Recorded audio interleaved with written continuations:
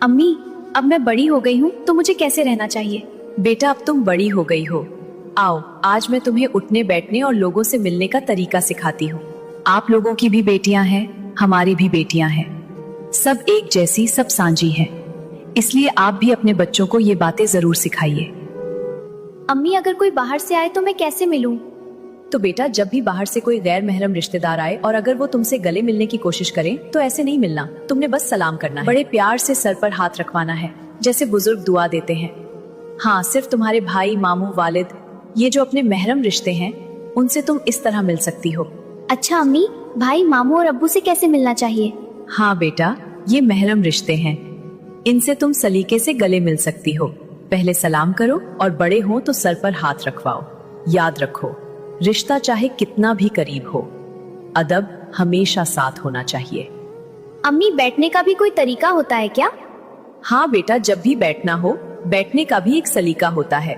कभी भी ऐसे नहीं बैठना कि टांगे खुली हो। हमेशा अपने पैरों को ढककर सलीके से बैठो, चाहे सामने मेल हो या फीमेल। ये अंदाज इंसान को बहुत सौबर और शरीफ दिखाता है।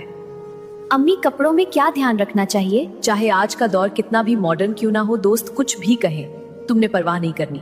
तुम्हारी पूरी टांग ढकी हुई होनी चाहिए, बैठते वक्त भी, चलते वक्त भी।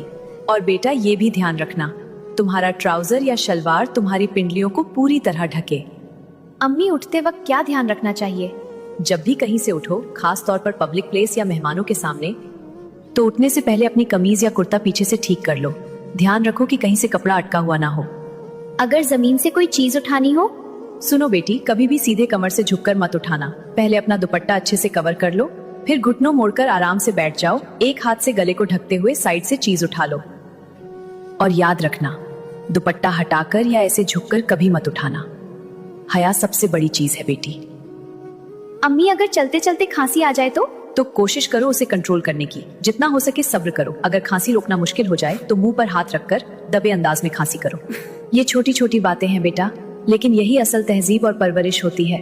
मैं अपनी बेटियों को ये सब सिखा रही हूँ। उम्मीद है आप भी अपनी बेटियों को ये जरूर सिखाएंगे, क्योंकि असल तहजीब, परवरिश और अखलाक माँ ही सिखाती है। बच्चों की असली उस्ताद माँ होती है, और ये बातें उनके दिलों में बसा दीजिए।